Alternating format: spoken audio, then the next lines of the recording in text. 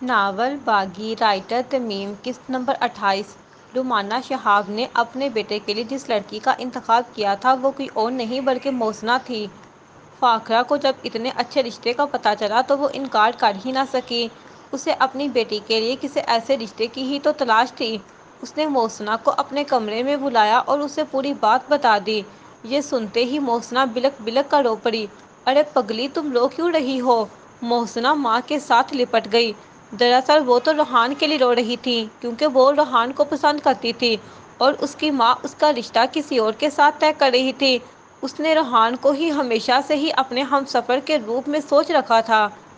روتی کیوں ہو پگلی؟ اللہ تعالیٰ نے اتنا رشتہ بھیجا ہے، نہ شکری نہیں کرتے، نہ ہی ایسے روتے ہیں۔ بیٹیاں تو پرائی ہوتی ہیں، اسے جتنا بھی اپنے پاس رکھے بالآخر اسے اپنے گھر جانا ہی ہوتا ہے۔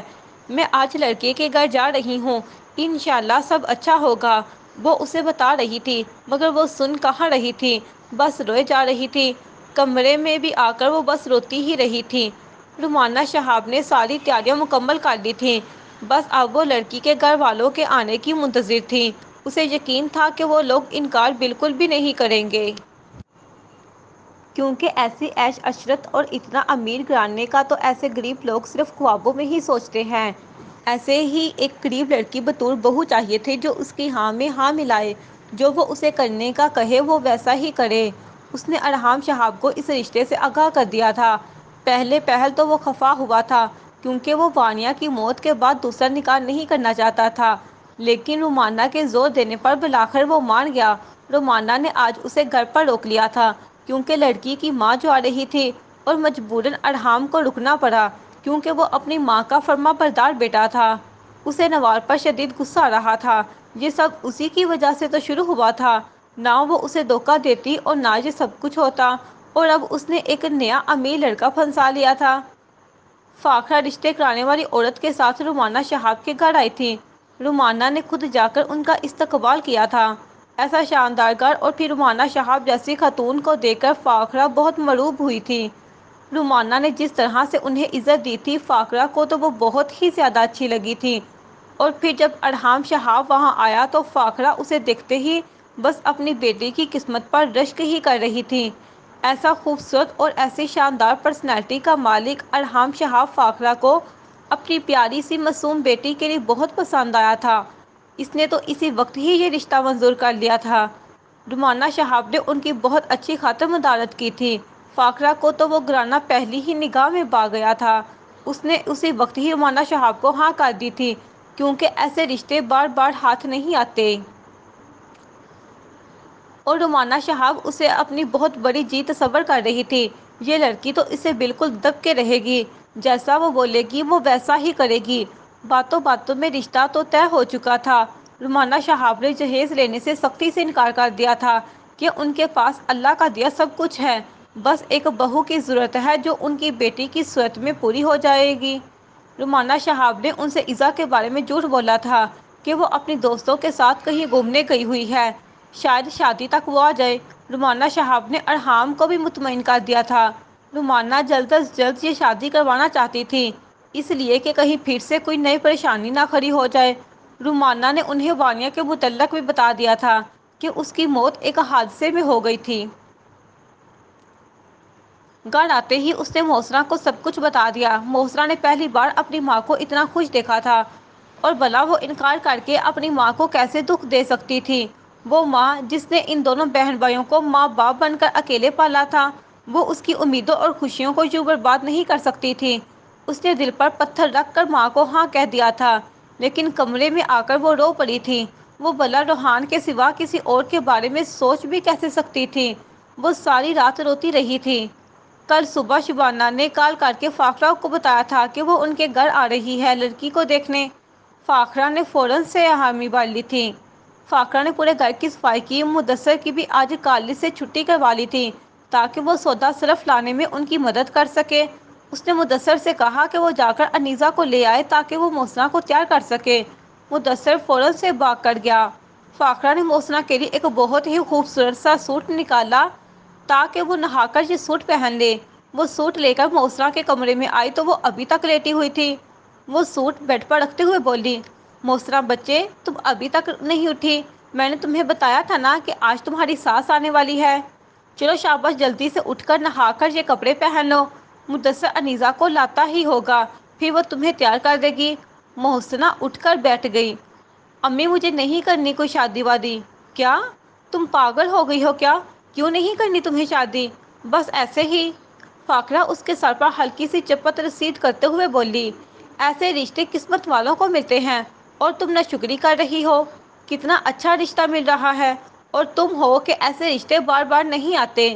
تم نہیں جانتی تھی کہ پہلے بھی کئی رشتے آئے اور وہ کوئی نہ کوئی خامی نکال کر انکار کر کے چلے جاتے تھے؟ اس لیے نہیں کہ تم انہیں پسند نہیں آتی تھی، بلکہ وہ ہماری غربت دیکھ کر انکار کر جاتے تھے، کیونکہ ہم غریب لوگ تھے اسی لیے۔ مت کرو ناشکری بیٹا، بڑی مشکل سے تو ایسا گھرانہ ملا ہے، کیوں کر رہی ہو تم ایسا؟ فاقرہ کی آواز بھر آ گئی تھی۔ میں نہیں جانتی کہ میں کب تک زندہ رہوں گی، چاہتی ہوں کہ مرنے سے پہلے تمہیں اپنے گھر کا کر دوں۔ مدثر تو پھر بھی لڑکا ہے، وہ اپنا خیال رکھ لے گا، لیکن تم لڑکی ہو۔ امی یہ آپ کیسی باتیں کر رہی ہیں؟ پلیز مت کرے ایسی باتیں، مجھے تکلیف ہوتی ہے۔ تو پھر تم بھی ایسی باتیں مت کرو جس سے مجھے تکلیف ہوتی ہے۔ دروازے سے اندر آتی انیزہ نے فاقرہ سے کہا، آنٹی آپ جائیں، میں اس لڑکی کو دیکھتی ہوں۔ ٹھیک ہے بیٹا، میں جب تک دوسری تیاریاں مکمل کرتی ہوں۔ فاقرہ کے جاتے ہی انیزہ اسے ڈانٹتے ہوئے بولی، تم ایسا کیوں کر رہی ہو محسنہ؟ تم جانتی بھی ہو کہ آنٹی کو بہت تکلیف ہوتی ہے تمہاری ان باتوں سے، تو پھر ایسا کیوں کرتی ہو تم؟ اتنا اچھا رشتہ آیا ہے تو تم ناشکری کیوں کر رہی ہو؟ انیزہ تم تو جانتی ہو نا میں کسی کو پسند کرتی ہوں، میں اگر مان بھی لوں تو اپنے اس دل کا کیا کروں؟ وہ باغی بن گیا ہے، وہ بار بار روحان کو سوچتا اور چاہتا ہے، میں چاہ کر بھی کچھ نہیں کر پا رہی، میں اپنے دل کو نہیں سمجھا پا رہی۔ لیکن تم یہ بھی حقیقت جانتی ہو کہ وہ تم میں بالکل بھی انٹرسٹڈ نہیں تھا۔ یہی حقیقت ہے، اگر وہ تم میں ذرا بھی انٹرسٹ رکھتا تو وہ تمہیں یوں چھوڑ کر نہ چلا جاتا۔ اس کا انتظار کرنا فضول ہے۔ خواہ مخواہ میں تم آنٹی کو بھی اپنے رویوں اور باتوں سے تکلیف پہنچا رہی ہو۔ ہوش کے ناخن لو پاگل لڑکی، چلو اٹھو اب۔ اس نے ہاتھ سے پکڑ کر اسے اٹھایا، جاؤ جا کر نہاؤ اور یہ سوٹ پہن لو، پھر میں تمہیں تیار کرتی ہوں۔ محسنہ نے اس کے ہاتھ سے وہ سوٹ لیتے ہوئے بولی، اللہ کرے کہ وہ بھی مجھے دیکھتے ہی انکار کر دیں۔ یہ کہہ کر محسنہ واش روم میں گھس گئی۔ پاگل کہیں کی! فاقرہ جب کمرے میں داخل ہوئی تو انیزہ محسنہ کو تیار کر چکی تھی۔ وہ اس سوٹ میں بہت پیاری لگ رہی تھی۔ فاقرہ کی آنکھیں بے اختیار نم ہوئی تھیں۔ امی آپ رو کیوں رہی ہیں؟ ورنہ میں بھی رو دوں گی۔ محسنہ اٹھ گئی اور ماں کے گلے لگتے ہوئے لاڈ سے بولی، یہ تو خوشی کے آنسو ہیں، اللہ تعالیٰ تمہیں ہمیشہ خوش رکھے۔ فاقرہ اس کا سر چومتے ہوئے بولی۔ تھوڑی دیر بعد رومانہ شہاب بڑے ٹھاٹھ باٹھ کے ساتھ وہاں آئی تھیں اور ساتھ میں فسٹ اور مٹھائیوں کے ٹوکرے بھی لائی تھیں۔ ارے بہن جی، ان سب کی کیا ضرورت تھی؟ ضرورت تھی اسی لیے تو لائی ہوں، کیا میں لڑکی کے گھر خالی ہاتھ آ جاتی؟ رومانہ شہاب نے ان کے گھر کو بغور دیکھا، غربت تو واضح نظر آ رہی تھی۔ وہ مسکرائی۔ فاقرہ نے پاس کھڑے اپنے بیٹے مدثر کا تعارف کرواتے ہوئے بولی، یہ میرا بیٹا ہے مدثر۔ مدثر نے اسے سلام کیا تھا۔ وعلیکم السلام۔ رومانہ شہاب مسکرائیں، یعنی کہ اسے ویسا ہی گھرانہ ملا تھا جیسا اس نے سوچا تھا۔ اگر وہ محسنہ کے ساتھ کچھ بھی غلط کرتی تو اس کا نہ تو کوئی بڑا بھائی تھا اور نہ ہی باپ، تو اس سے پوچھ سکتا تھا، وہ اس لڑکی پر پوری طرح سے حکمرانی کر سکتی تھی۔ انیزہ چائے لے آئی تو رومانہ شہاب اسے دیکھتے ہوئے بولی، کیا یہ آپ کی بیٹی ہے؟ نہیں، یہ میری بیٹی کی دوست ہے۔ انیزہ بیٹا جاؤ محسنہ کو لے آؤ۔ جی آنٹی۔ انیزہ وہاں سے اپنے کمرے میں چلی آئی۔ انیزہ کمرے میں آتے ہی محسنہ کے گلے لگی تھی۔ واہ یار، کیا عورت ہے تمہاری ساس! قسم سے میں تو اسے دیکھتے ہی نظر میں دیوانی ہو گئی تھی۔ کیا پرسنالٹی ہے اس عورت کی! اتنی خوبصورت اور پیاری ہے تو پھر ان کا بیٹا کتنا خوبصورت ہوگا! ہائے اللہ، میرا تو دل آ گیا ہے۔ بکواس بند کرو تم اپنی۔ انیزہ نے منہ بنایا۔ اچھا چلو، جو میرے ساتھ تمہاری ہونے والی ساس تمہیں بلا رہی ہیں۔ وہ اسے بازو سے پکڑے وہاں لے آئی۔ اسے دیکھتے ہی رومانہ شہاب اٹھ گئی تھی۔ ماشاءاللہ، بہت ہی پیاری بیٹی ہے آپ کی۔ رومانہ شہاب کو تو محسنہ پہلی ہی نگاہ میں پسند آ گئی تھی۔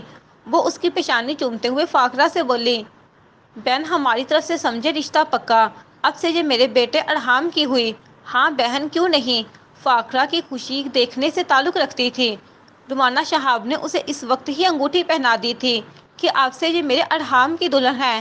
رومانہ شہاب نے اسے اپنے پاس بٹھا لیا تھا اور وقتاً فوقتاً وہ اس سے کوئی نہ کوئی بات کرتی جس پر وہ آہستگی سے انہیں جواب دیتی۔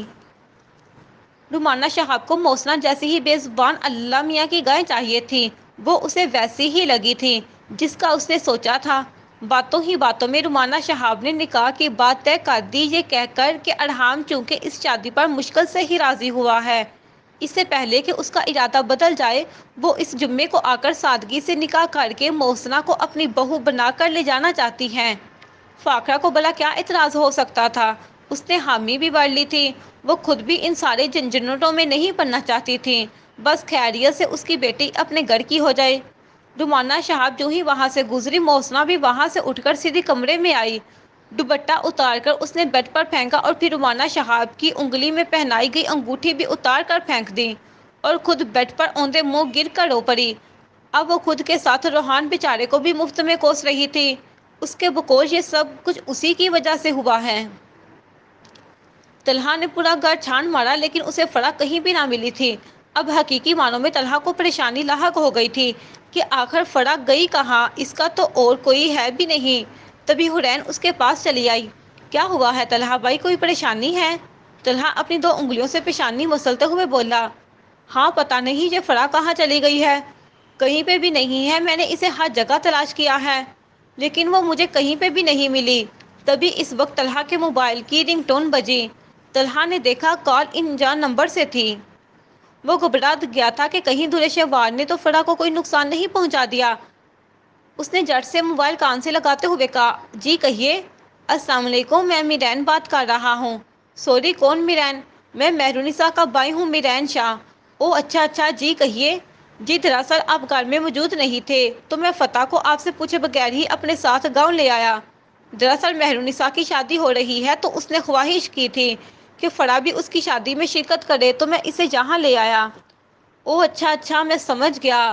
آپ فرح کی بالکل بھی فکر مت کریں، ہم اس کا بہت اچھے طریقے سے خیال رکھیں گے، وہ ہماری مہمان ہے۔ تھوڑی دیر اور بات کرنے کے بعد طلحہ نے کال بند کی تھی۔ وہ حورین کی طرف دیکھتے ہوئے بولا، فرح تو گاؤں چلے گی، اب کیا کرے؟ گاؤں پر کیوں؟ مہرونسا کی شادی ہو رہی ہے نا، اس لیے۔ کیا مہرونسا باجی کی شادی ہو رہی ہے؟ ہاں، طلحہ نے بہت ضبط سے کہا تھا۔ لیکن کن کے ساتھ؟ چچا زاد بھائی ہے اس کا، وہ مہرونسا والے ٹپک سے بچنے کے لیے کہنے لگا۔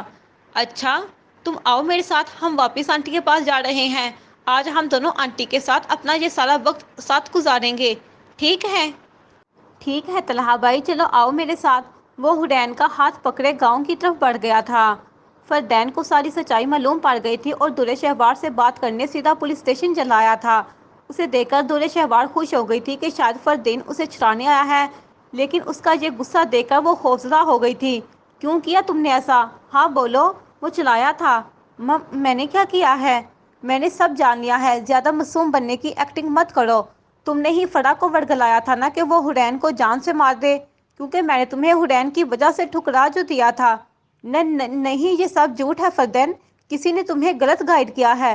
بکواس بند کرو تم اپنی، اور کتنا جھوٹ بولو گی تم؟ ہاں، تم نے یہی تک بس نہیں کیا بلکہ جب فرح مجھے وہ سب کچھ بتانے والی تھی تو تم نے اسے بھی خاموش کروانے کے لیے ایک بندے کو پیسے دے کر اسے مروانا چاہا۔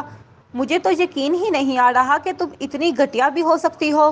مجھے شرم آ رہی ہے کہ میں نے تمہیں اتنے سالوں تک تمہیں اپنی دوست بنائے رکھا، تم تو آستین کا سانپ ہو۔ نفرت ہو رہی ہے مجھے تم سے اور تمہارے اس وجود سے۔ تم نے مجھ سے میری حورین کو چھین لیا، کیا بگاڑا تھا اس بینائی سے محروم اس معصوم لڑکی نے تمہارا؟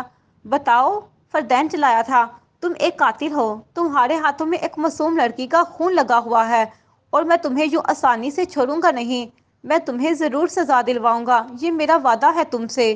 میں حورین کی موت کا بدلہ ضرور لوں گا اور تمہارا وہ امیر باپ بھی اس میں تمہاری کوئی بھی مدد نہیں کر سکے گا، تم پوری زندگی اس جیل میں سڑتی رہو گی، سنا تم نے؟ میں تمہارے لیے ایک لمحے کو تمہارے لیے اذیتناک بنا دوں گا، دیکھنا تم، ہر روز روگی تم۔ یہ کہتا فردین وہاں سے چلا گیا۔ دورے شہوار ڈر گئی تھی، وہ جھوٹ نہیں کہہ رہا تھا، وہ جو کہتا تھا وہ کر کے رہتا تھا۔ فردین میری بات سنو، میں نے کچھ بھی نہیں کیا ہے، یہ سب جھوٹ ہے، پلیز مجھے یہاں سے نکال لو، پلیز فردین۔ پیچھے دورے شہوار چیختی چلاتی رہ گئی تھی۔ فردین پولیس اسٹیشن سے بہت غصے میں نکلا تھا، وہ پوری سپیڈ سے گاڑی ڈرائیو کر رہا تھا، بار بار اس کی آنکھیں دھندلا رہی تھیں۔ ایک بچپن کی دوست نے اس کی پیٹھ پر چھڑا گھونپا تھا اور اس سے اس کی محبت کو چھین لیا تھا۔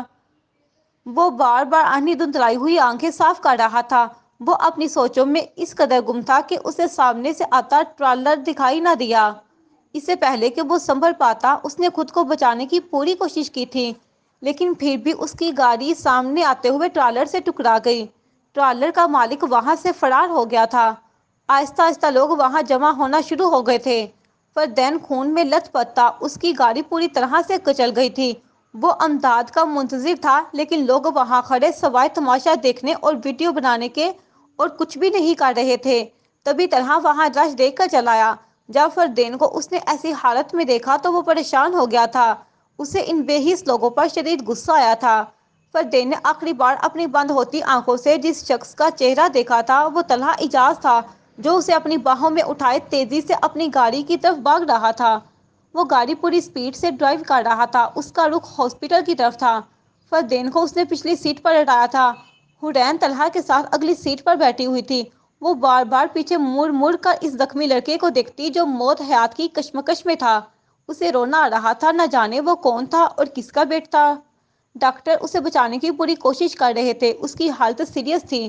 ساجدہ بانو کی بار بار کال آ رہی تھی، وہ ان کے لیے پریشان ہو رہی تھی۔ طلحہ نے حورین سے کہا کہ وہ گھر چلی جائے، آنٹی پریشان ہو رہی ہے۔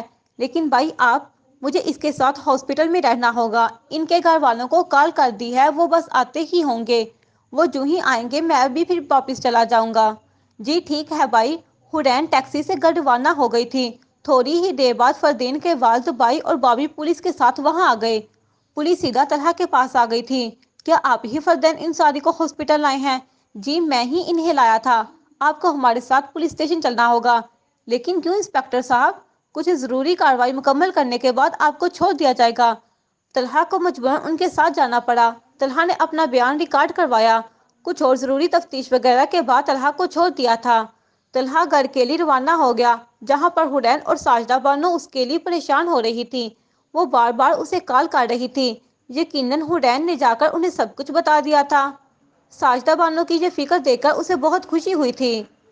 کوئی تو تھا جو اس کی اتنی فکر کرتا تھا۔ وہ اب اس کے لیے اس کی فیملی تھی جسے اس کی بہت فکر تھی۔ فرح، سہرش، بطول میرین کے ساتھ حویلی میں داخل ہوئیں۔ اتنی شاندار حویلی کو دیکھتے ہی ان کی آنکھیں اور منہ حیرت سے کھل گیا تھا۔ مہرونسا ان کو دیکھتے ہی فوراً سے بھاگ کر ان کے پاس آئی اور اب وہ ان سے مل رہی تھی۔ میرین اپنی بہن کو یوں خوش دیکھ کر مسکرایا۔ تبھی اس کی والدہ بھی وہاں آ گئی۔ وہ تینوں اب اس کی والدہ سے مل رہی تھی۔ مہرونسا میرین پر خفا ہو رہی تھی کہ وہ حورین اور نورین کو کیوں نہیں لے آیا۔ یار میں بھول گیا، تمہاری اتنی سہیلیاں ہیں کہ میں نام ہی بھول گیا۔ 5 ہی تو ہیں، اور کتنی ہیں؟ اچھا بابا ناراض نہ ہو، میں آج جا کر انہیں بھی لے آؤں گا۔ اب خوش؟ مہرونسا نے سر ہاں میں ہلایا اور ان تینوں کے پاس آ گئی جو اس کی والدہ کے ساتھ باتیں کر رہی تھی۔ مہرونسا ان تینوں کو اپنے کمرے میں لے آئی۔ بڑے دنوں بعد وہ سب مہرونسا کو اتنا خوش دیکھ رہے تھے۔ اس کے کمرے سے باتیں کرنے اور ہنسنے کی آوازیں صاف سنائی دے رہی تھیں۔ ان تینوں کے آنے سے اس حویلی میں خوب رونق لگ گئی تھی۔ شام کو گاؤں کی بہت سی لڑکی جمع ہوتی اور گانے گاتی۔ آج بھی وہ سب لڑکیاں، جن میں وہ تینوں بھی شامل تھی، ڈھولکی بجانے کے ساتھ ساتھ گانا بھی گا رہی تھیں۔ سکندر تک یہ بات پہنچ گئی تھی کہ شہر سے چند لڑکیاں مہرونسا کی شادی پر آئی ہیں، اور پھر کیا ہونا تھا۔ آج سکندر وہاں راؤنڈ لگانے آ گیا تھا۔ حویلی کے بڑے سے لاؤنج میں بیٹھی وہ ساری لڑکیاں اور ان میں سے وہ تینوں شہری لڑکیاں سب سے واضح دکھائی دے رہی تھیں، لیکن ان سب میں سب سے زیادہ خوبصورت فرح تھی۔ سکندر کو جو خود کو تکتے دیکھ کر بطول نے سہرش کو کونی دے ماری۔ او وہ دیکھو اس لڑکے کو۔ فرح اور سہرش دونوں ہی سکندر کو دیکھنے لگی۔ یار دیکھو تو صحیح، نہ جانے کون ہے یہ بد نظر انسان۔ کتنا بد نظر ہے، کیسے ہمیں گھورے جا رہا ہے۔ لگتا ہے کہ جیسے اس نے زندگی میں کبھی بھی کسی لڑکی کو نہیں دیکھا۔ فرح کے دیکھنے پر سکندر اپنی مونچھوں کو تاؤ دیتے ہوئے مسکرایا۔ فرح نے خوف سے جرجری سی لی تھی۔ ہائے اللہ، یہ بے شرم تو ہمیں دیکھ کر مسکرا رہا ہے۔ بطول نے سکندر کو دیکھتے ہوئے کہا، میں اس بد نظر انسان کو دیکھتی ہوں جا کر۔ سہرش اٹھنے ہی لگی تھی کہ فرح نے اس کا ہاتھ پکڑ کر اسے دوبارہ سے بٹھا دیا۔ کیا یار، کوئی ضرورت نہیں ہے دوسروں کے گھر میں تماشا لگانے کی۔ نہ جانے کون ہے یہ، خواہ مخواہ میں تماشا لگ جائے گا، اور مت بھولو کہ ہم یہاں پر مہمان ہیں۔ ہاں فرح ٹھیک کہہ رہی ہے، تم اس پر دھیان مت دو، چھوڑو اسے۔ بطور نے بھی فرح کی بات سے اتفاق کرتے ہوئے کہا۔ پھر وہ تینوں اسے نظر انداز کر کے گانا گاتی ہوئی لڑکیوں کی طرف پوری طرح سے متوجہ ہو گئی۔ سیرش نے چوری چھپے اسے دیکھا، وہ اب بھی انہیں ہی گھورے جا رہا تھا۔ وہ زیر لب بڑبڑائی، بڑا ہی کوئی نیچ آدمی ہے یہ۔ تبھی میران شاہ موبائل ہاتھوں میں پکڑے کسی کا نمبر ڈائل کرتے ہوئے یہاں سے گزرا تو اس کی نظر وہاں کھڑے سکندر پر پڑی، جو ان تینوں کو اپنی غلیظ نگاہوں سے گھور رہا تھا۔ میران شاہ کا خون کھول اٹھا تھا، وہ ان کی مہمان تھی اور سکندر سے تو اسے ایک آنکھ نہیں باتا تھا۔ وہ فوراً سے اس کے پاس آیا۔ کیا کر رہے ہو تم یہاں زنان خانے میں؟ میں میران کو یہاں دیکھ کر سکندر ہڑبڑا گیا تھا۔ میں چاچا سائی سے ملنے آیا تھا۔ تو مردان خانے میں جا کر ملو نا، یہاں پر کیا کر رہے ہو تم؟ ہاں بس جا ہی رہا تھا۔ سکندر شاہ آخری بار ایک نگاہ فرح پر ڈال کر مردان خانے کی طرف چلا گیا۔ میران نے ایک نگاہ اٹھا کر ان تینوں کو دیکھا اور پھر وہ بھی وہاں سے چلا گیا۔ ان کے جانے کے بعد جب بطول نے ایک لڑکی سے سکندر کے بارے میں پوچھا تو یہ جان کر وہ لڑکا کوئی اور نہیں بلکہ مہرونسا کا ہونے والا شوہر ہے، ان کا تو منہ ہی کھل گیا تھا۔ سچ میں مہرونسا جیسی لڑکی ایسا بے شرم اور ان پڑھ لڑکا بالکل بھی ڈیزرو نہیں کرتی تھی۔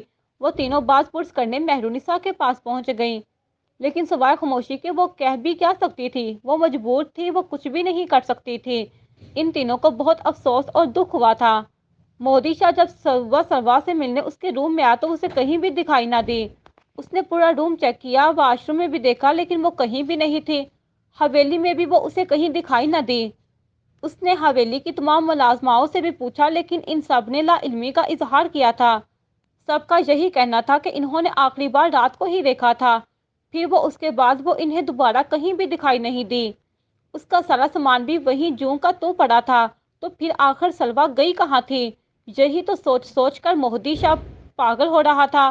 اس کا پریشان ہونا تو لازمی تھا نا، آخر کو وہ اس کی منکوحہ تھی، وہ اسے ایسے کیسے چھوڑ سکتا تھا؟ اب وہ سوچ رہا تھا کہ وہ کیسے اس کا پتہ لگائے کہ وہ کہاں ہے۔ بالآخر اس نے ضمیر علی شاہ سے اس کی گمشدگی کا ذکر کر لیا۔ بابا سائی، مجھے میرے دوست کی بہن کہیں بھی دکھائی نہیں دے رہی، کیا آپ جانتے ہیں کہ وہ کہاں ہے؟ ضمیر علی شاہ نے اس کی بات سن کر کس قدر اطمینان سے کہا تھا، کہاں گئی ہوگی؟ چلی گئی ہوگی اپنے گھر، اور کہاں جا سکتی ہے بھلا؟ تم کیوں اس کے لیے اتنا پریشان ہو رہے ہو؟ اب تم اس کے چوکیدار تھوڑی نہ ہو جو ہر وقت اس کے پیچھے ہر جگہ اس کی چوکیداری کرتے پھرو گے۔ تم اسے چھوڑو اور جا کر اپنی شادی کی تیاریاں کرو۔ جی بابا سائیں۔ مہدی وہاں سے چلا گیا۔ پیچھے ضمیر علی شاہ مکرانہ مسکراہٹ کے ساتھ گویا ہوا، اس لڑکی کو وہی کچھ مل گیا ہے جس کی وہ حقدار تھی، اسے میں نے بہت اچھی جگہ پہنچا دیا ہے۔ وہ مسکرایا۔ مہدی شاہ کے دماغ میں ایک خیال آیا تھا کہ کہیں سلوا اسے بتائے بغیر واپس شہر تو نہیں چلی گئی؟ کیا پتا وہ شہر چلی گئی ہو اور اس نے مجھے یہ سب بتانا ضروری نہ سمجھا ہو۔ ہاں یہ ہو سکتا ہے۔ اس کا موبائل بھی بند جا رہا تھا۔ اس نے سوچا کہ شہر جا کر وہ انمول سے سلوا کے بارے میں پوچھے گا۔ وہ یقیناً یہاں سے سیدھی انمول کے پاس ہی گئی ہوگی۔ وہ شہر کے لیے روانہ ہو گیا۔ وہ انمول کے گھر کے باہر کھڑا تھا۔ اس نے گہری سانس لے کر خود کو پرسکون کیا اور دروازے پر دستک دی۔ تھوڑی ہی دیر بعد انمول آ کر دروازہ کھولا تھا۔ سامنے مہدی شاہ کو دیکھ کر اسے حیرت کے ساتھ خوشی بھی ہوئی تھی۔ ارے مہدی بھائی، اب یہاں؟ اب وہ مہدی شاہ کے پیچھے سلوا کو ڈھونڈ رہی تھی۔ اس کی نگاہوں کا تعاقب کرتے ہوئے مہدی شاہ نے بھی اپنے پیچھے کی طرف دیکھا تھا کہ یہ انمول میرے پیچھے کس کو دیکھ رہی ہے؟ کیا؟ مہدی شاہ نے سوالیہ نگاہوں سے انمول کی طرف دیکھا تھا۔ انمول نے مسکراتے ہوئے کہا، اب سلوا کو اپنے ساتھ نہیں لائے کیا؟ کیا سلوا یہاں نہیں آئی؟ کیا مطلب؟ مہدی شاہ جلدی سے بولا، میرا مطلب ہے کہ سلوا نہیں آئی۔ وہ آنا تو چاہتی تھی لیکن نہیں آ سکی۔ اس نے مجھ سے کہا تھا کہ میں شہر جاؤں تو تمہاری طرف سے ہوتا جاؤں۔ اس نے تمہیں سلام بھیجا تھا، بس وہی سلام ہی دینے آیا تھا۔ کیا؟ انمول کا منہ حیرت سے کھل گیا۔ آج صرف سلوا کا سلام مجھ تک پہنچانے جہاں تک آئے ہیں؟ سلام تو وہ مجھے فون پر بھی دے سکتی تھی، آپ کو اتنی دور بھیجنے کی کیا ضرورت تھی؟ انمول کی بات پر مہدی شاہ گڑبڑا گیا تھا۔ یہ لڑکی تو میری ہر بات پکڑ رہی ہے، اس سے پہلے کہ میں ہی پکڑا جاؤں اور میرا بانڈا پھوٹ جائے، مجھے یہاں صرف وہ چکر ہو جانا چاہیے۔ اچھا میں چلتا ہوں۔ ارے ایسے کیسے؟ ابھی تو آپ آئے ہیں، چائے تو پی کر جائیں۔ نہیں شکریہ، پھر کبھی صحیح۔ اچھا ٹھیک ہے، لیکن مہدی بھائی آپ سلوا سے کہیے گا کہ اپنا موبائل آف مت رکھے، مجھے اس سے ایک ضروری بات کرنی ہے۔ ہاں ٹھیک ہے، میں کہہ دوں گا، خدا حافظ۔ مہدی شاہ وہاں ایک سیکنڈ بھی مزید رکے بغیر وہاں سے بھاگ نکلا۔ پیچھے انمول ابھی تک حیران کھڑی تھی کہ آخر یہ سب تھا کیا۔ وہاں سے نکلنے کے بعد مہدی شاہ بہت پریشان ہو گیا تھا کہ آخر سلویٰ انمول کے پاس بھی نہیں آئی تو پھر وہ گئی کہاں۔ سکندر کا اب میر علی شاہ کی حویلی میں آنا جانا لگا رہنے لگا تھا۔ وہ صرف اور صرف فرح کی وجہ سے ہی وہاں آنے لگا تھا۔ اسے فرح بہت پسند آ گئی تھی۔ اس نے تو یہاں تک ہی سوچ لیا تھا مہرونسا سے وہ بس بطرے کی وجہ سے شادی کر رہا ہے، لیکن وہ فرح سے اپنی پسند اور محبت کی دوسری شادی کرے گا۔ بطور سیرش اور فرح کو سکندر ایک آنکھ نہیں بایا تھا تو کجا وہ مہرونسا کے لیے اسے کیسے پرفیکٹ کہہ سکتی تھی۔ اب وہ تینوں ایک ساتھ ساتھ جوڑے بیٹھی تھی۔ بطور ان میں پیش پیش تھی، یار مہرو ہماری بیسٹ فرینڈ ہے اور ہم اسے یوں قربانی کا بکرا نہیں بلکہ قربانی کی بکری نہیں بننے دیں گے۔ وہ جاہل اجڑ گنوار سکندر تو ہماری مہرو کے بالکل بھی لائق نہیں ہیں۔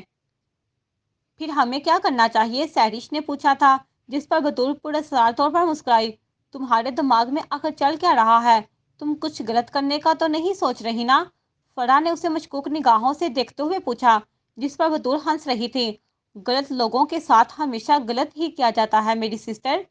تم کیا کرنے کا سوچ رہی ہو؟ ہمیں بتاؤ گی ذرا؟ سیرش نے پوچھا۔ ادھر لاؤ کان۔ وہ دونوں اس کے قریب ہوئی اور بطور نے ان دونوں کو اپنے خوفناک پلان سے آگاہ کیا، جس پر فرح کے چہرے کا رنگ زرد پڑ گیا تھا۔ نہیں، یہ سب غلط ہے یار، ہم کسی کو تکلیف کیوں دیں؟ تم تو اللہ میاں کی گائے ہو یار، برے لوگوں کے ساتھ ہمیشہ برا ہی کیا جاتا ہے۔ تم اتنی احساس کیوں آخر؟ تمہیں اس بدتمیز لڑکے کے ساتھ اتنی ہمدردی کیوں ہو رہی ہے؟ فرح اب کیا بتاتی انہیں کہ حرین کے ساتھ اس نے جو کچھ کیا تھا وہ اب تک اسے سنبھل نہیں پائی تھی۔ وہ ہر رات اس واقعے کو یاد کر کے روتی تھی۔ اسے ابھی تک اس کا پچھتاوا تھا۔ لیکن میں ہی کیوں آخر؟ تم دونوں میں سے بھی تو کوئی یہ کر سکتی ہے نا؟ بطور گویا ہوئی، کیونکہ ہم جانتی ہیں کہ سکندر ہم تینوں میں سب سے زیادہ تم میں دلچسپی لینے لگا ہے۔ میں نے بہت بار دیکھا ہے، وہ جب بھی آتا ہے بس تمہیں ہی دیکھے جاتا ہے۔ اس کا صاف مطلب ہے کہ وہ تمہیں پسند کرنے لگا ہے۔ یا یہ ہماری سہیلی کے مستقبل کا معاملہ ہے؟ اگر ہم نے اس بار یہ نہ کیا تو پھر ان دونوں کی شادی ہو جائے گی اور پھر ہم کچھ بھی نہیں کر سکیں گے۔ اب بھی وقت ہے، ہم بہت کچھ بھی کر کے کم از کم اس شادی کو کینسل تو کروا سکتی ہیں۔ وہ ہماری سہیلی ہے، اس نے ہماری ہر بات بہت ہیلپ کی۔ اب جب کہ انہیں ہماری ہیلپ کی ضرورت ہے تو کیا ہم انہیں ایسے ہی بھی یار و مددگار چھوڑیں؟ تم دونوں ہی اپنے دل پر ہاتھ رکھ کر بتاؤ کہ کیا وہ اجڑ گنوار جاہل ان پڑھ سکندر ہماری پڑھی لکھی مہرونسا کے قابل ہے؟ بولو، بتاؤ۔ نہیں، ہرگز بھی نہیں۔ ان دونوں نے سر نفی میں ہلایا۔ تو پھر ڈن ہو گیا، ہم اسے سبق سکھائیں گی اور ہم تینوں مل کر ہی یہ کام کریں گی، ٹھیک ہے؟ بطول نے اپنا ہاتھ آگے کیا، جس پر ان دونوں نے باری باری اپنا ہاتھ رکھ لیا۔ گڈ، یہ ہوئی نا بات؟ اب بس اس بار ذرا سکندر اعظم کو تو آ لینے دو۔ آئے گا تو اپنے قدموں سے، لیکن جائے گا کسی کے کندھوں پر۔ دیکھنا تم لوگ۔ وہ دونوں ہنس دی، البتہ فرح گھبرا رہی تھی کہ کہیں سکندر کو کچھ ہو نہ جائے۔ انجی نے پاشا کا جواب مستقیم کو بتایا تو مستقیم کو بہت خوشی ہوئی تھی۔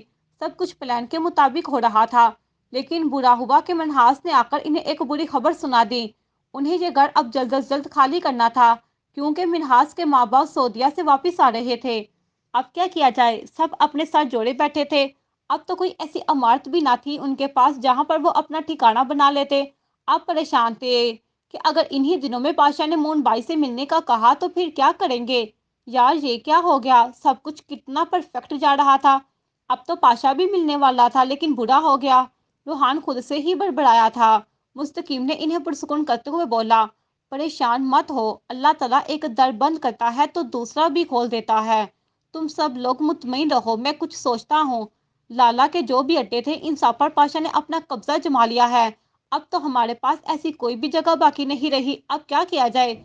سبھی اپنے دماغ کے گھوڑے دوڑا رہے تھے تاکہ کوئی نہ کوئی راستہ نکل ہی آئے۔ پروفیسر ڈاکٹر مراج کنٹرول روم میں موجود تھے اور ان کے ساتھ ان کے دونوں بچے عروج مراج اور دانیال مراج بھی ساتھ ہی تھے۔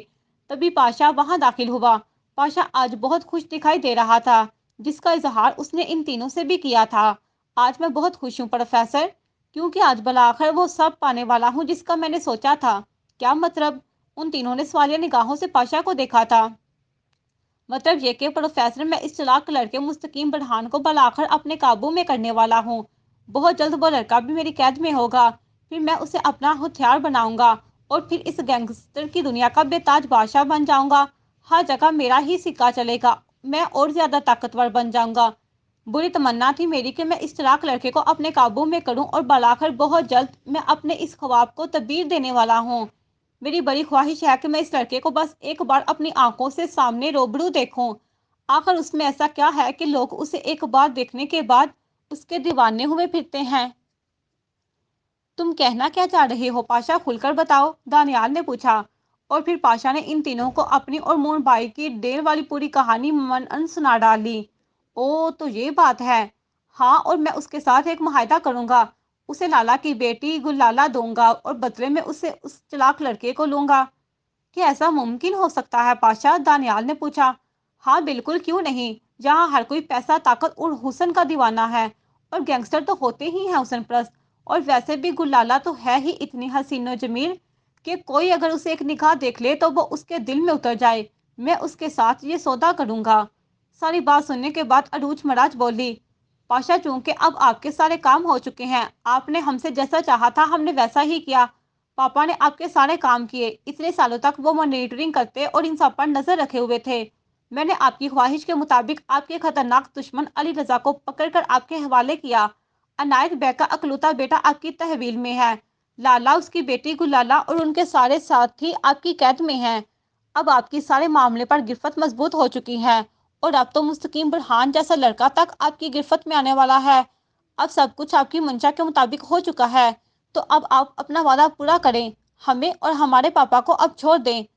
अरूज की बात सुनकर पाशा हंसा। अरूज जी, वादा तो किया था, लेकिन कुछ वादे किए जाते हैं तोड़ने के लिए। क्या मतलब? आपकी इस बात का क्या मतलब है कि कुछ वादे तोड़ने के लिए किए जाते हैं? मतलब यह है कि आपके पापा ने कई सालों तक मेरी खिदमत की है, और वो मेरे बहुत से राजों से वाकिफ हो चुके हैं। और पाशा का अगर कोई राज जान लेता है तो फिर वो पाशा इसे या तो अपने पास हमेशा तक साथ रखता है, जब तक कि उसे खुद ब खुद मौत नहीं आ जाती, या फिर दूसरी सूरत में पाशा उसे मौत के घाट उतार देता है, क्योंकि पाशा अपने किसी भी राज से वाकिफ बंदे को इस अमारत से बाहर जाने की इजाजत नहीं देता। अगर वो मेरे दुश्मनों के हाथ लग गया या फिर उनके साथ हाथ मिला लिया, तो फिर पाशा तो खतरे ही खसारे में चला जाएगा ना। समझा करो तुम अरूज जी। मेरे दुश्मन तुम्हारे इस बुरे बाबा से खूब फायदा उठाएंगे, और मैं अपने जीते जी तो ऐसा होने नहीं दूंगा। मैं किसी भी कीमत पर इस बुरे प्रोफेसर को नहीं छोड़ सकता। अगर ये बाहर निकला तो फिर ये चंद सेकंड का ही मेहमान होगा। पाशा के आदमी उसे जान से मार डालेंगे। पाशा की बात सुनकर अरूज महाराज एहतजाज करते हुए बोली, पाशा ये गलत है। तुमने हमारे साथ एक वादा किया था कि अगर हम और बाबा तुम्हारा साथ देंगे तो तुम हम तीनों को अपने वादे के मुताबिक छोड़ दोगे। फिर ऐसा क्यों? कहा ना कि कुछ वादे तोड़ने के लिए भी किए जाते हैं, और खासकर वो वादे जो इंसान के लिए फायदा मंद हों, इन्हें तोड़ना ही ज्यादा अच्छा हो जाता है। पाशा, तुम अपनी जुबान से मुकर नहीं सकते। हमने तुम्हारी हर शर्त और हर हुक्म माना, फिर हमारे साथ ऐसा क्यों? ये धोखाधड़ी और वादा खिलाफी है पाशा। बस। पाशा ने अपना हाथ उठाकर अरूज महाराज को खामोश कराया। मुझे ज्यादा बातें सुनने की आदत बिल्कुल भी नहीं है। अगर तुम चाहती है तुम्हारा बाप इस कोठी से बाहर जाए तो फिर ठीक है, एक सूरत में तुम उसे बाहर ले जा सकती हो। पाशा ने अपना पिस्तौल निकाला और प्रोफेसर की कनपटी पर रखते हुए बोला, वो है मौत की सूरत में।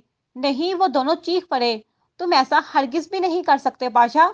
अरूज महाराज ने आगे बढ़कर उसके हाथ वाला पिस्तौल नीचे झटक दिया।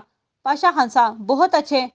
अगर तुम लोग चाहते हो कि तुम लोगों का ये बूढ़ा बाप जिंदा सलामत और तुम दोनों के दरमियान रहे, तो फिर वही करो जो मैं कहता जाऊं। आई बात समझ में? वो अपना पिस्तौल पास खड़ी गुस्से से बड़ी अरूज महाराज की कनपट्टी पर मारे हुए बोला, क्योंकि इसी में ही तुम तीनों की भलाई है। उम्मीद है कि तुम तीनों पाशा की बात समझ गए होगे, और आइंदा मुझसे कोई भी बहस मत करना, वरना मैं अगली बार वार नहीं करूंगा, बल्कि सीधा गोली से उड़ा दूंगा, समझ गए? वो इन तीनों को देखता उनकी बेबसी पर हंसता हुआ वहां से निकल गया। पीछे गुस्से से भरी अरूज महाराज अपना सारा गुस्सा कमरे की एक एक चीज को तोड़कर इन पर निकाल रही थी। पाशा, तुमने बहुत गलत किया। तुमने हमारे साथ धोखा किया। हमसे फायदा उठाकर तुम अपने वादे से मुकर गए। लेकिन शायद तुम मुझे नहीं जानते हो। मैं भी अरूज महाराज हूँ। इतनी आसानी तो मैं भी धोखा देने वाले को माफ नहीं करती। अब बारी तुम्हारी है। बस अब बहुत हो गई तुम्हारी गुलामी। अब बगावत करने की बारी है, बिल्कुल इसी तरह जिस तरह अंजी ने किया है। मुझे भी अब ऐसा ही करना है तुम्हारे साथ। अरूज महाराज ने कुछ सोचा था کہ اب بادشاہ سے کیسے بدلہ لینا ہے جاری ہے۔